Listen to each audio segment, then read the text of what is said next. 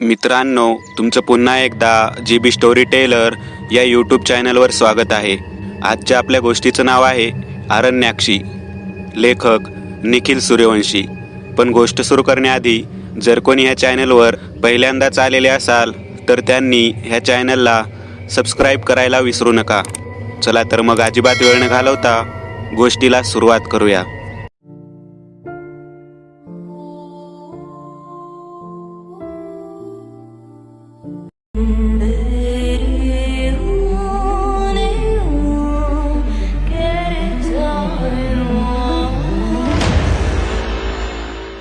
सन 1920. इंग्रजांची भारतावर असलेली सत्तेची पाळेमुळे खोल रुजायला सुरुवात झालेली. पण अजून देखील काही मराठे लपून छपून इंग्रजांवर हल्ले करतच होते. बऱ्याच गावापर्यंत इंग्रज अधिकारी पोहोचत होते. सह्याद्रीचा घाटमाता आणि कोकण यांच्यामध्ये असलेल्या दुर्गम डोंगराच्या भागात वसलेल्या गोंदवड गावामध्ये एक इंग्रज अधिकारी आला, जॉर्ज फोस्टर. आजूबाजूच्या अनेक गावांची त्याच्याकडे जबाबदारी होती. मुळात अशा गावांमध्येच जास्त मराठे दबा धरून बसतात याची इंग्रजांना कल्पना होती. त्यामुळे अशा दुर्गम भागातच इंग्रजांनी लक्ष दिले होते. जॉर्ज त्या गावामध्ये आल्यावर गावाच्या प्रमुखांनी त्याला त्यांच्या ताब्यातील एक छोटे घर राहण्यासाठी दिले. जवळपास 35 वय असलेला जॉर्ज हा एक तडफदार अधिकारी होता. इंग्रज असला तरी त्याने गावच्या लोकांशी जमून घ्यायचे धोरण ठेवले होते. त्यामुळे त्याच्या येण्याने गावकऱ्यांना काही त्रास जाणवला नाही. काही दिवसानंतर गावचे प्रमुख धोंडीबा आणि जॉर्ज बोलत होते. धोंडीबा, या गावच्या आजूबाजूला दूरपर्यंत जंगल आहे. मग इथे प्राणी देखील असतील ना? होय, आहेत की. रानडुकरं, कोल्हे, लांडगे आणि सगळ्यात जास्त वाघ आहेत. इतके वाघ आहेत? दचकून जॉर्जने विचारले. अहो होय तर, म्हणून आजवर जंगलाच्या त्या पानवट्याच्या पलीकडं कधीच कोणी गेलं नाही बघा. का? वाघ लोकांची शिकार करतो काय? मग काय, इतके वाघ आहेत. आत गेलेल्याला सोडत्यात होय? गावात येत नाहीत का मग ते? ती जनावर वेगळीच आहेत. म्हणजे कधी कोल्हे लांडगे येतात, पण वाघ गावात नाही येत. धोंडीबा, मला वाघ पाहायचा आहे. शेजारी असलेली बंदूक हातात घेत जॉर्ज म्हणाला. म्हणजे तुम्ही वाघाला मारणार होय? होय तर, मी आधी बऱ्याच वेळा वाघाची शिकार केली आहे, पण ती जनावर अशी दिसत नाही.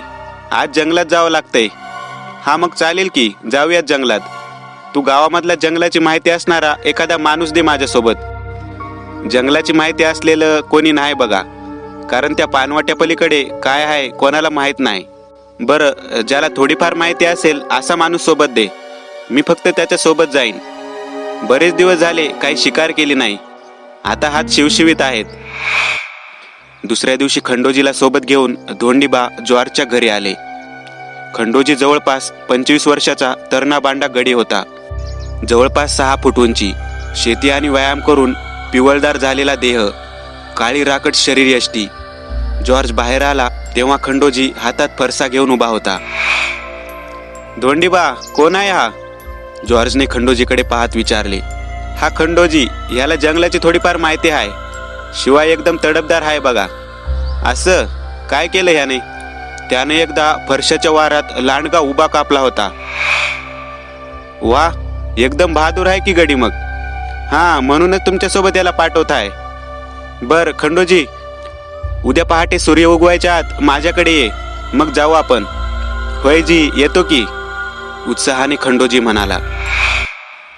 दुसऱ्या दिवशी सकाळी खंडोजी जॉर्जकडे पोहोचला तेव्हा जॉर्ज पाठीवर बेकर रायफल अडकवून त्याची वाटच पाहत होता. खंडोजीने खांद्यावर असलेल्या दोरीला कंदील अडकवला होता आणि पाठीवर फरसा बांधलेला.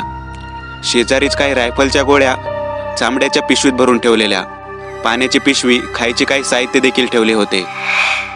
खंडोजी, ही पाण्याची पिशवी आणि खायचे साहित्य तुझ्याजवळच ठेव. गोळ्यांची पिशवी मी घेतो. खंडोजीने पिशवी खांद्यावर अडकवली आणि तो पुढे निघाला. त्याच्या पाठीमागे जॉर्ज देखील निघाला. काही वेळ चालल्यानंतर ते जंगलाजवळ पोहोचले. इथून जंगलाचे हात आहे बघा. अरे पण इथं दूरपर्यंत कोणीच दिसत नाही. होय तर, इथं कोण येत नाही. मी पण 3-4 वेळा आलोय फक्त. जंगलातून ते चालत पुढे निघाले. दाट झाडी सुरू झालेली. हिवाळ्याचे दिवस असल्याने वातावरणात खूप गारठा होता. जमिनीवर पानाचं आवरण पसरलेलं होतं. पानावर पाय पडताना होणारा आवाज सोडला तर इतर कसलाच आवाज येत नव्हता. दूर कुठून तरी कोकिळीचे आवाज येत होते. जंगल दाट असले तरी झाडे फार उंच नव्हती. सह्याद्रीच्या या भागात आढळणारी साग, बदाम, आंबा, जांभूळ, मोह, पळस अशा झाडांनी ते जंगल भरले होते. शिवाय इतर कित्येक दुर्मिळ वनस्पतींचे ते जंगल आदिवास होते. बराच वेळ ते चालत होते. जंगलाच्या बरंच आत आल्यावर पायवाटा संपल्या होत्या. आता झाडांमधून रस्ता काढत ते दोघे पुढे चालले होते. तोच त्यांना हरिण दिसले. ते गवत खात उभे होते. जॉर्जने खांद्यावरील रायफल काढली आणि त्या हरणावर नेम धरला. त्याने त्या हरणाच्या दिशेने गोळी चालवली. नेम बरोबर लागला होता.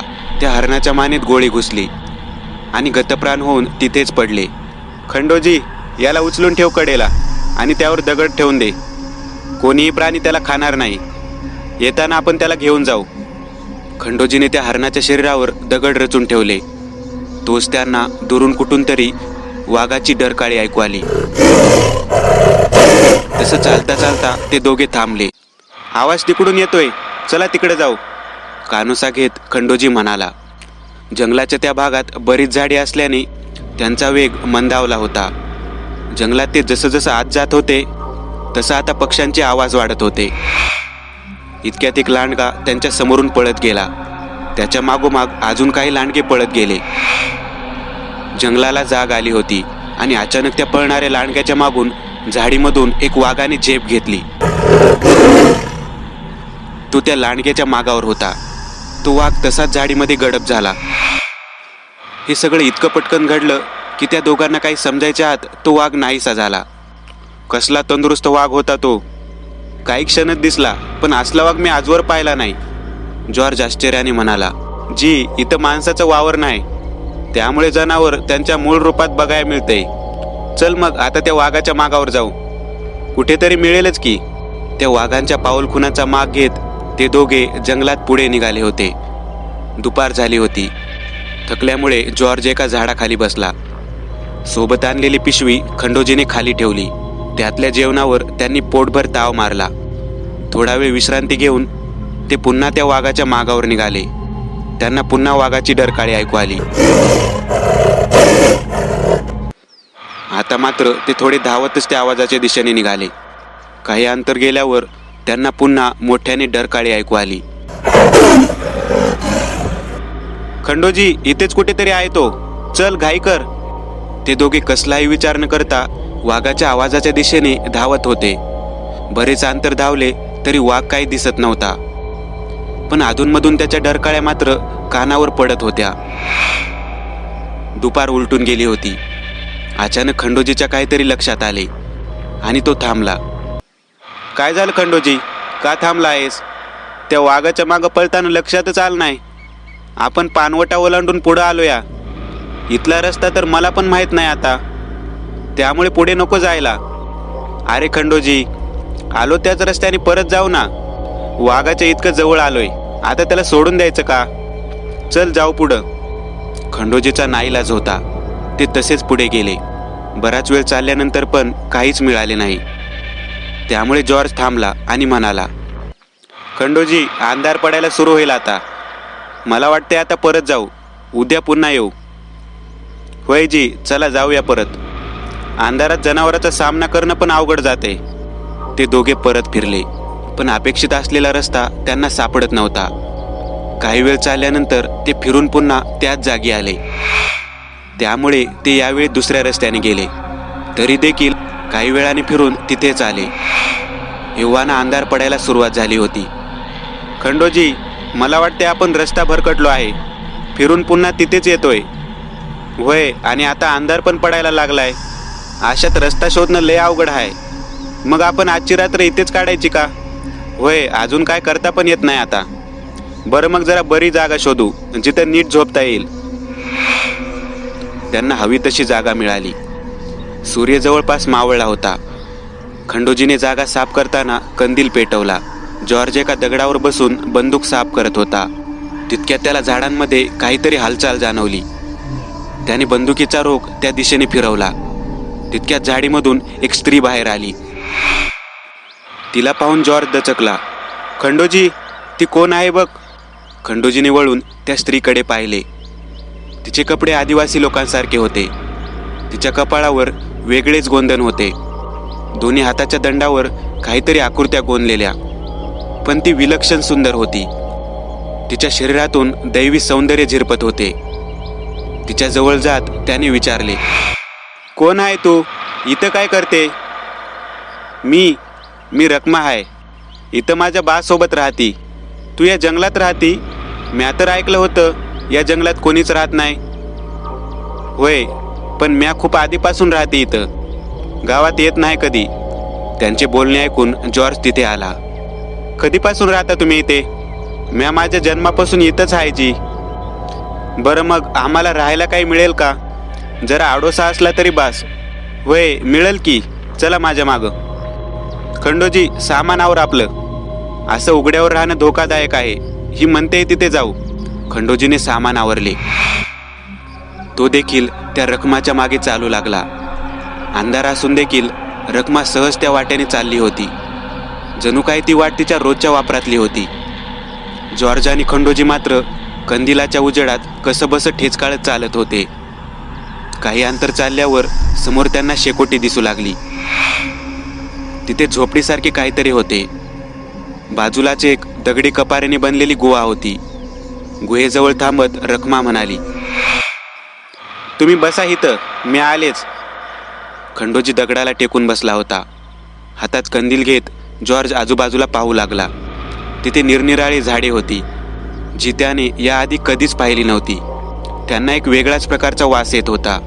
त्यांचे लक्ष झोपडीच्या पलीकडे असणाऱ्या झाडाकडे गेले.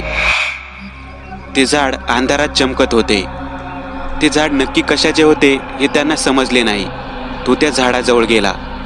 आजवर त्याने असे झाड पाहिले नव्हते. काय बघताय झाडामध्ये? रखमा म्हणाली. दचकून जॉर्जने मागे पाहिले. तू कधी आली? तुम्ही झाडामागे हरवला होता तेव्हाच. कसलं झाड आहे हे? आणि चमकत का आहे? हे आरण्याक्ष आहे. त्यावर एक वेगळंच शेवाळ येतंय आणि ते शेवाळ रात्रीचं चमकतं. हे नाव मी पहिल्यांदा ऐकलं. असलं झाड पण पाहिलं नाही कधी.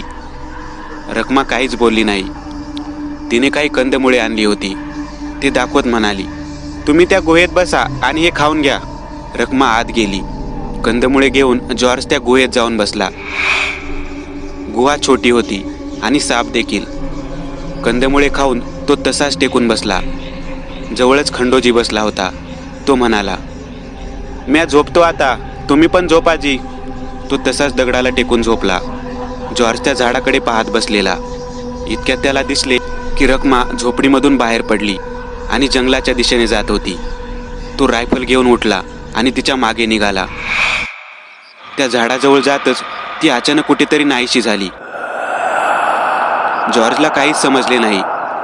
तो त्या झाडाच्या आजूबाजूला पाहू लागला, पण त्याला ती दिसलीच नाही. तो जंगलाकडे पाहत उभा होता. तोच त्याच्या खांद्यावर मागून कोणीतरी हात ठेवला. दचकून त्याने मागे पाहिलं, पण मागे कोणीच नव्हते. इतक्यात त्याला जंगलातून वाघाची डरकाळी ऐकू आली. रात्रीच्या वेळी तो आवाज जास्तच जवळून येतोय असं वाटत होतं. तो कंदील घ्यायला खंडोजी झोपला होता तिथे गेला. कंदील उचलून तो त्या झाडाजवळ येत होता. जवळ आल्यावर खालच्या दगडाला त्याचा पाय ठेचकाळला. त्याने पुन्हा झाडाच्या दिशेने कंदील फिरवून पाहिले, तर त्या झाडामधून काही मानवी चेहरे बाहेर आले होते. तो घाबरला आणि पुन्हा खंडोजी जवळ गेला.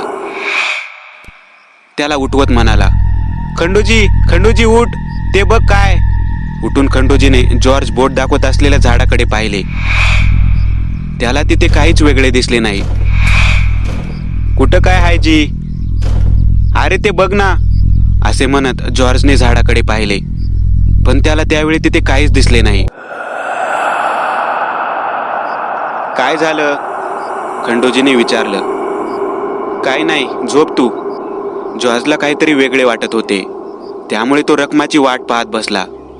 झाडीमध्ये कसला तरी आवाज झाल्याने त्याचे समोर लक्ष गेले, तर त्या झाडामधून तोच वाघ बाहेर आला. सावकाश चालत तो पुढे येत होता. त्याने समोर पाहिले. जॉर्ज आणि वाघाची नजर एकमेकांना भिडली होती. जॉर्जने घाबरत खाली पाहत रायफल लोड केली आणि वाघावर नेम धरण्यासाठी समोर पाहिले, पण तिथे काहीच नव्हते. त्याला आश्चर्य वाटले. एका क्षणात कसा गायब होऊ शकतो वाघ, तो स्वतःशीच बोलला. अचानक त्याला जंगलातून वेगवेगळे आवाज ऐकू येऊ लागले. लोकांच्या किंचाळण्याचे, प्राण्यांच्या ओरडण्याचे. ते आवाज अजून जवळजवळ येत होते. आवाज असह्य होत होते. त्याने कानावर हात ठेवले आणि डोळे मिटून घेतले. अचानक सगळं शांत झालं. त्याने कानावरील हात काढले. डोळे उघडून समोर पाहिले तर त्याला धक्काच बसला. त्या झाडामधून माणसे बाहेर पडत होती आणि ती माणसे रेंगत त्याच्या दिशेने येत होती. घाबरून जॉर्जने लांबूनच त्यांच्यातल्या एका माणसावर गोळी झाडली. गोळीचा आवाज त्या शांततेत दूरवर घुमला. ती गोळी त्या माणसाच्या शरीरातून आरपार निघून गेली. ती सर्व माणसे क्षणात गायब झाली. गोळीच्या आवाजाने खंडोजी दचकून उठला. त्याचे लक्ष गुहेजवळ बसलेल्या जॉर्जकडे गेले. खंडोजी खडबडत तिथे गेला आणि म्हणाला, काय झालं जी? गोळी का झाडली?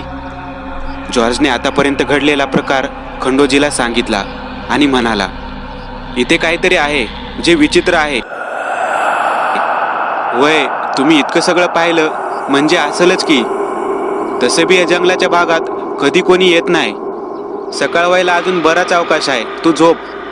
मी पण थोडा वेळ आराम करायचा प्रयत्न करतो. सकाळ झाली की लगेच निघू इथून. खंडोजी तिथे झोपला. शेजारी जॉर्ज कातळाच्या भिंतीला टेकून बसला. त्याला झोप लागली होती. काही वेळानंतर त्याला जाग आली तर तो त्या गुहेमध्ये नव्हताच. तो त्या झाडाखाली झोपला होता. त्याची नजर त्या झाडावर गेली. तिथे एका फांदीला रखमा उलटी लटकलेली आणि हसत त्याच्याकडे पाहत होती. जॉर्ज दचकून उठला. डोळे चोळून झाडाकडे पाहू लागला तर आता तिथे कोणीच नव्हते. जॉर्ज खूप घाबरला होता. तो तसाच त्या गुहेजवळ गेला आणि खंडोजी झोपला होता तिथे शेजारी जाऊन बसला. त्याला झोप लागणे शक्यच नव्हते. त्याच्या डोक्यात अजून रखमा कुठे गायब झाली हाच विचार होता. इतक्या त्याला रखमाचे शब्द आठवले, इथं माझ्या बासोबत राहती. जॉर्ज उठून झोपडीजवळ गेला. आतमध्ये रखमाचे वडील असतील. त्यांना भेटून काही विचारता येईल या उद्देशाने त्याने झोपडीचा दरवाजा आत ढकलला. आत काही सामान होते. एक खाट देखील होती. त्यावर अंगावर घेऊन कोणीतरी झोपले होते. एक कंदील झोपडीच्या मधोमध अडकवला होता. त्याला अंदाज आला तेच रखमाचे वडील असतील. आधी त्याला वाटले त्यांची झोप मोड नको करायला, पण त्याच्या मनात रखमाबद्दल उत्सुकता होती. बराच वेळ ती दिसली नव्हती. त्यामुळे तो खाटेजवळ गेला. त्याने त्या झोपलेल्या व्यक्तीच्या चेहऱ्यावरून पांघरून काढले. समोरील दृश्य पाहून त्याचा भीतीने थरकाप उडाला. तो घाबरत मागे सरकला. तिथे कोणी व्यक्ती नव्हतीच, तर तिथे तेच हरीण होते जे त्याने मारले होते. ते हरीण रक्ताने माखलेले. त्या हरणाचे ते मोठे डोळे जॉर्जवर रोखलेले. तो घाबरत मागे फिरला. तोच त्याचे लक्ष दाराकडे गेले. तिथे रखमा उभी होती. तिने पांढऱ्या आणि सोनेरी रंगाची साडी नेसली होती. केस मोकळे सोडले होते. हातामध्ये बांगड्या भरलेल्या. ती एक लावण्यवती भासत होती. जॉर्ज काही वेळ तिला पाहतच राहिला. काही बोलायचे त्याला भानच राहिले नाही. ती चेहऱ्यावर एक रेषेने हलवता म्हणाली, काय पाहताय तिकडे? माझा बा आहे का तेच ना? थोडासा भानावर येत जॉर्ज म्हणाला, हे सगळं काय आहे? ते हरीण? कुठलं हरीण? रखमाने काही न समजल्याच्या आविर्भावात विचारले. ते बघ ना त्या खाटेवर. जॉर्ज तिकडे पाहत हे बोलतच होता, पण खाटेवर हरीण नव्हतेच. तिथे अंगावर घेऊन कोणीतरी झोपले होते. तुम्हाला काही होतंय का? माझा बा आहे तो, त्याला हरीण म्हणता? डोक्याला हात लावत थोडासा गडबडून जॉर्ज म्हणाला, मला वाटतंय काहीतरी वेगळं घडतंय इथे.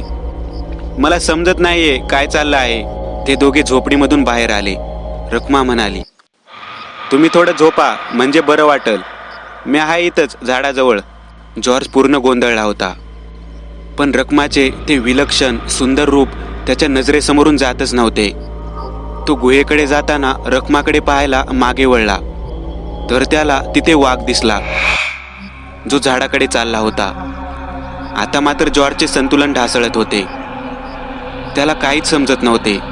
वाघाला मारण्यासाठी तो धावतच रायफल घ्यायला त्या गुहेजवळ गेला. त्याने रायफल घेऊन मागे पाहिले तर तो वाघ चालत त्या झोपडी मागे गेला. यावेळी जॉर्ज निश्चय करून उठला. त्याने रायफल लोड केली आणि समोर धरून तो सावकाश त्या झाडाजवळ गेला. हळूहळू कडेने त्याने झाडामागे वाघ दिसतोय का ते पाहण्याचा प्रयत्न केला, पण त्याला वाघ दिसत नव्हता. तो झाडापासून समांतर अंतर ठेवत अजून पुढे गेला तर तिथे झाडाखाली रखमा बसलेली. जॉर्जला पुन्हा धक्का बसला. रखमाने जॉर्जकडे पाहिले. ती विचित्र हसत होती. तिच्या जवळ जात जॉर्ज म्हणाला, आता मी इथे वाघ पाहिला. तो झाडाजवळ येत होता. कुठे गेला तो? काय वाघ? काय बोलताय जी? इथं वाघ मी तर नाही पाहिला. काय होते मलाच समजत नाहीये. आधी गोष्टी दिसतात आणि मग त्या नाहीशा होतात. माझं डोकं गरगरत आहे. अचानक रखमा हात पुढे टेकवत गुडघ्यावर आली.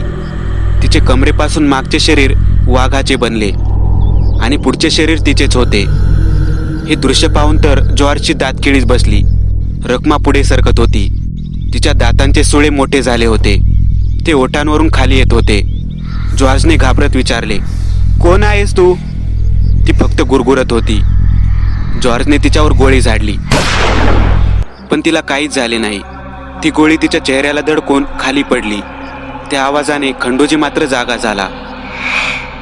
त्याने इकडे तिकडे पाहिले. त्याचे लक्ष झाडाकडे गेले. तिथे हातात रायफल घेऊन उभा असलेला जॉर्ज त्याला दिसला आणि समोर त्या विचित्र रूपात असलेली रखमा देखील. खंडोजी लढवय्या होता. तो घाबरला नाही. हातात फरशा घेऊन तो तिकडे धावला. तो त्या दोघांच्या अगदी जवळ पोहोचला. तोच रखमाने त्याच्याकडे पाहिले. तो जागच्या जागी खिळून उभा राहिला. त्याला हालचाल करता येत नव्हती. हे सगळं पाहून घाबरत जॉर्ज म्हणाला, तू कोण आहे? रखमाने हसत उत्तर दिले, मी अरण्याक्षी. आम्हाला असं का करते तू? तू माझ्या जंगलातल्या प्राण्याला मारलं, मी तुला का सोडू मग? हे माझं जंगल आहे. इथलं प्राणी बी माझंच आहे. मग मी वाघ बनेल नाहीतर अजून काय? तुला वाघ मारायचा होता ना, मार की आता. जॉर्जने पुन्हा एक गोळी चालवली, पण त्याचा नेम चुकला. तितक्यात अरण्याक्षी म्हणाली, म्या तुला आधीच मारू शकली असती, पण तुला तुझ्या चुकीची जाण व्हायला पाहिजे होती, म्हणून तुझ्यासोबत हे खेळ खेळली. जॉर्ज प्रचंड घाबरला होता. त्याला रायफल देखील पकडता येत नव्हती. इतक्यात अरण्याक्षीने त्याच्यावर झडप घातली. त्याला खाली पाडला. त्याचा गळा पकडून त्याला ओढत त्या झाडाजवळ घेऊन आली आणि अचानक ती त्याला घेऊन त्या झाडात गडप झाली. हे सगळं पाहत असणारा खंडोजी ते पाहूनच बेशुद्ध पडला. सकाळी खंडोजीला जाग आली. तो त्या गुहेजवळच होता, पण तिथे ती झोपडी वगैरे काहीच नव्हते. फक्त ते झाड तिथेच उभे होते, एका सामान्य झाडासारखे. खंडोजी उठला. त्याने दिशेचा अंदाज घेतला. गाव कुठे असेल याचा अंदाज आल्यावर तो पळू लागला. कितीतरी वेळ पळाल्यावर त्याला जंगलामधून बाहेर जायचा रस्ता दिसला, जो त्याच्या ओळखीचा होता. त्या रस्त्याने तो धावतच निघाला. त्याच्या पायाला कितीतरी जखमा झाल्या होत्या. त्यातून रक्त पडत होते, पण कशाचेच त्याला भान नव्हते. तो जंगलाबाहेर येता येताच बेशुद्ध होऊन कोसळला. दुसरा दिवस उजडला तरी खंडोजी आणि जॉर्ज आले नव्हते. त्यामुळे गावातील काही लोक त्यांना शोधायला जंगलाच्या दिशेने निघाले होते. तोच त्यांना तिथे खंडोजी पडलेला दिसला. ते लोक त्याच्या जवळ गेले. तो बेशुद्ध अवस्थेत देखील बडबडत होता, अरण्याक्षी, अरण्याक्षी. ते लोक त्याला घेऊन घरी आले. त्या दिवशी संध्याकाळी खंडोजीला शुद्ध आली. गावातल्या सर्वात कणखर माणसाची अशी अवस्था पाहून लोक देखील थोडे घाबरले होते. काय झालं खंडोजी? कुठं होता तू? साहेब कुठे आहे? कोंडाजीने विचारले. त्यांना अरण्याक्षी घेऊन गेली झाडात. काय बोलतोय तू? खूळ लागलं काय? खंडोजी उठून बसला. त्याने घडलेला सगळा प्रकार गावातल्या लोकांना सांगितला. याआधी देखील जंगलात गेलेली काही लोक अशीच गायब झालेली, जी परत सापडलीच नाही. त्यामुळे खंडोजीच्या बोलण्यावर सगळ्यांचा विश्वास बसला. पण ती कोण होती हे नीट समजलं नाही कोंडेबा. खंडोजी म्हणाला, एक काम करू. आपल्या टेकडीवरल्या देवळात गेल्या काही दिवसापूर्वी केशव स्वामी आले आहेत. कित्येक वर्षे सिद्धी मिळून ते गावोगाव फिरून ते लोकांच्या समस्या सोडवतात. आपण त्यांना हा प्रकार सांगू, ते नक्कीच काहीतरी सांगतील. दुसऱ्या दिवशी सकाळी गावचे काही महत्त्वाचे लोक आणि खंडोजी त्या टेकडीवरच्या मंदिरात गेले. तिथे केशव स्वामी बसले होते. कोंडाजीला पुढे पाहून ते म्हणाले, काय कोंडाजी, काय म्हणतोय गाव? आम्हाला तुमची थोडी मदत पाहिजे होती. कसली मदत? खंडोजीने घडलेला सगळा प्रकार घाईघाईमध्ये केशवस्वामी यांना सांगितला. अरे हो सावकाश, तू इतक्या घाईमध्ये सांगितलं. आता मी विचारतो ते परत सांग. त्या स्त्रीचे तू वर्णन केले ते पुन्हा सांग. तिच्या कपाळावर हातावर कसली चिन्हे गोंदली होती? कपाळावर झाडासारखं काहीतरी चिन्ह होतं आणि हातांवर 3 पान असलेलं काही चिन्ह होतं आणि ती रूप बदलू शकत होती. होय, म्हणजे मी स्वतः पाहिलं ते. ती अरण्याक्षी होती, म्हणजेच वनस्पती याक्षिणी. म्हणजे हे काय असतं आता? याक्षिणीचे अनेक प्रकार असतात. हा त्यातलाच एक प्रकार. अशी याक्षिणी जी एखाद्या झाडामध्ये वास करते. तो वृक्ष आणि ती याक्षिणी हजारो वर्षापासून तिथे आहेत. ते जंगल त्यांचे आहे. जंगलातील प्राण्यांना हानी पोहोचवणाऱ्या कोणालाही ते सोडणार नाहीत. मग म्या कसा वाचलो? कारण तू कोणत्या प्राण्याला मारलं नाही, जॉर्जने मारलं. म्हणून ती याक्षिणी त्याला घेऊन गेली. त्या झाडात घेऊन गेली ती? हो खंडोजी, वनस्पती याक्षिणी आहे ती. तिची शक्ती अमर्याद आहे. तिचा वास त्या झाडामध्ये आहे. त्यामुळे ती जंगलाला त्रास देणाऱ्या लोकांना तिथेच घेऊन जाते. या आधीच्या काळात देखील तिने अनेक लोकांना असे नेले आहे. मग आता काय करायचे स्वामी? कोंडीबाने विचारले. आता त्या जंगलाच्या आत पानवट्याजवळ एक छोटे याक्षिणीचं मंदिर बांधा. एक हद्द ठरवा. त्या मंदिराच्या पुढे कोणीही गावकरी जाणार नाही. तुम्ही तिच्या वाट्याला जाऊ नका. ती तुम्हाला काही करणार नाही. जंगलात जायचे नाही असे गावातल्या लोकांनी स्वतः ठरवून घेतले. तिथे छोटे मंदिर बांधले. पुढे कोणीही गावकरी त्या जंगलाच्या वाट्याला गेला नाही. पण अरण्याक्षी एक लोककथा बनून कायमच त्या गावातल्या एका पिढीपासून दुसऱ्या पिढीकडे जात राहिली. सन 1950 देशाला स्वातंत्र्य मिळाले होते. त्यामुळे देशाची घडी बसवण्याचे काम सुरू होतं. त्याच गोंदवड गावामध्ये 3 सरकारी अधिकारी आले. गावाच्या सरपंचांसोबत बोलत होते. इतर औपचारिक बोलणी झाली. नंतर त्यातील एक अधिकारी सिन्हा म्हणाले, काय सरपंच, आम्ही असं ऐकलं आहे की या गावापासून काही अंतरावर असलेल्या जंगलात बरेच प्राणी आहेत. होय आहेत की. मग शिकारीचा बेत करायचा का? मस्त एखादी हरीण नाहीतर ससा तरी. तुम्ही आम्हाला खुश करा, आम्ही सरकारी सोयी गावापर्यंत पोहोचू. नाही, ते शक्य नाही. या जंगलात कोणीच जात नाही. तिथं अरण्याक्षी आहे. ती जंगलाची राखण करती. जंगलातल्या प्राण्यांची शिकार करणाऱ्याला ती जिवंत सोडत नाही. अरण्याक्षी ही काय भानगड आहे? अहो, ती याक्षिणी आहे, झाडात राहती. लय वर्षापूर्वी जंगलात शिकार करणाऱ्या एका इंग्रजाला तिच्या त्या झाडाने गिळला होता. त्यानंतर पण काही माणसं गायब झाली बघा जंगलात. सगळे अधिकारी हसू लागले. अहो, कोणत्या काळात राहत आहे सरपंच?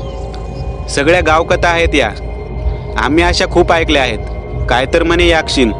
पण खरंच काहीतरी घडून गेला असेल तरच लोककथा बनतात ना साहेब.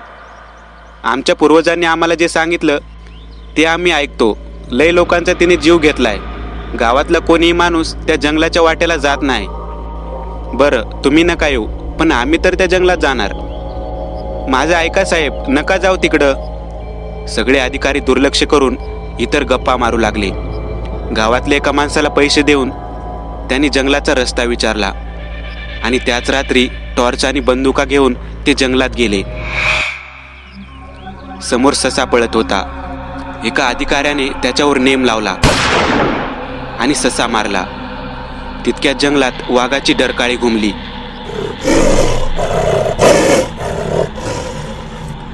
घाबरून अधिकारी इकडे तिकडे पळू लागले. पळता पळता ते रस्ता चुकले आणि जंगलात भरकटू लागले. दम लागला म्हणून ते एका झाडाजवळ थांबले. तितक्यात त्यांना झाडाजवळ कसली तरी हालचाल जाणवली. तिथून एक स्त्री बाहेर आली. अशा जंगलात इतक्या रात्री स्त्रीला पाहून त्यांना आश्चर्य वाटले. म्हणून सिन्हाने विचारले, कोण आहेस तू? इथं काय करते? ती हसत म्हणाली, मी रखमा आहे, इथं माझ्या बासोबत राहती. मित्रांनो, आज पुरतं एवढंच. तुम्हाला जर काही गोष्ट आवडली असेल तर नक्की लाईक करा. तुमच्यापैकी बरेचसे जण व्हिडिओ लाईक न करताच पळून जातात. पण हा जर व्हिडिओ तुम्ही लाईक केला तर मला जरा बरं वाटेल आणि असेच भारी भारी व्हिडिओ बनवायची माझ्यात एनर्जी येईल. त्यामुळे नक्की लाईक करा. आणि अजूनही कोणी या चॅनलला सबस्क्राईब केलेलं नसाल तर लगेच सबस्क्राईब करून टाका. आणि बाजूची घंटी ती मात्र दाबायला विसरू नका. देवाची घंटी आहे ती. चला तर मग पुन्हा भेटूया अशीच एक आगळी वेगळी गोष्ट घेऊन पुढच्या भागात.